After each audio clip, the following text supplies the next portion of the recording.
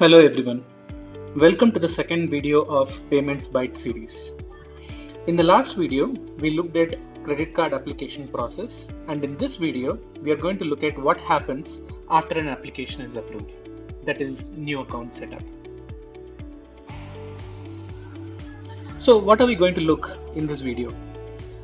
In this video, we are going to see what does an account setup mean, what are the various records that are set up during this process, what are the downstream processes that get triggered after a new account is set up.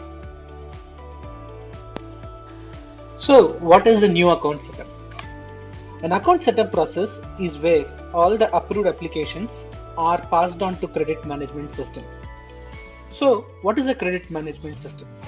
Every bank has a credit management system, also called as CMS in short. CMS are systems of record, which means that they are used to store and process credit card information. There are many off-the-shelf CMS products available in the market. Notable ones are Vision Plus from Fiserv, Prime from TSYS, Way4 from OpenWay, PowerCard from HPS. So now let's look at what does account setup mean and what are the various records that are set up during this process. During the account setup, there are three major records that are created in CMS application, namely customer, account, and embosser. The first record is the customer record. Every unique individual has a customer record created in the CMS. The customer record consists of an individual person's full name, permanent address, mailing address, employment details, identity information, date of birth. So all the demographic information are captured in this customer record. If the applicant has already an association with the bank, the same customer record would be used.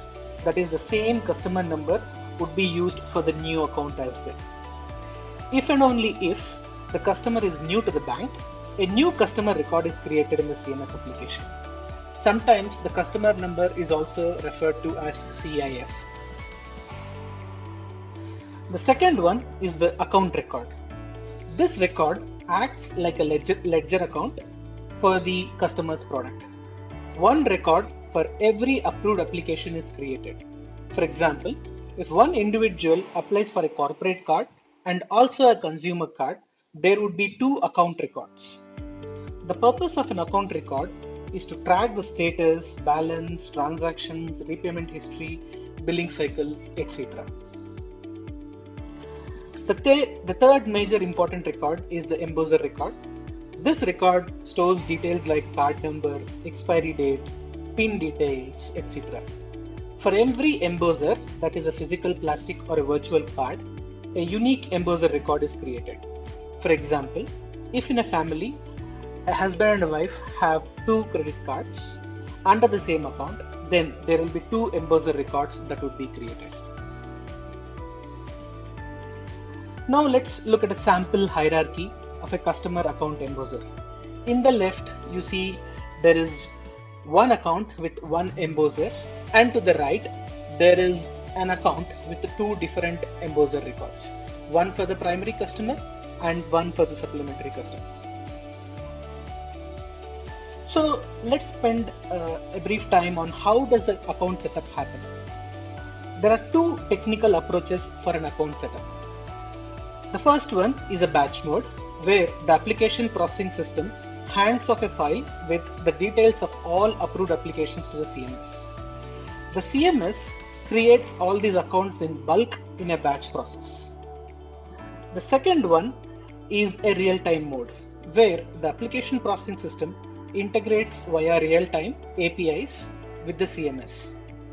Upon the approval of an application, the application processing system triggers services to the CMS to set up the accounts immediately. So what are the typical processes that are triggered after an account setup? Once the new account is set up, the CMS application generates an embosser file with the list of all plastics to be generated and transmit it to the card production house.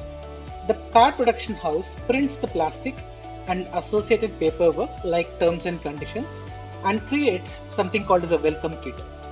So this welcome kit is mailed to the customer. After a brief period of time, say generally after a week, the pin mailer is also generated separately and mailed to the customer. In the recent days, the cardholder is asked to generate a green pin via an IVR or mobile applications. The second interface is a bank's data warehouse where the CMS generates an extract with the customer account embosser details and hands it off to the data warehouse. All the downstream applications consume the data from the data warehouse and use it for their purpose. Thank you. This concludes the video and thanks for listening. I'd be happy to see your feedback and improve myself. So please do leave your comments and do like the video if you learned something from it. Thank you.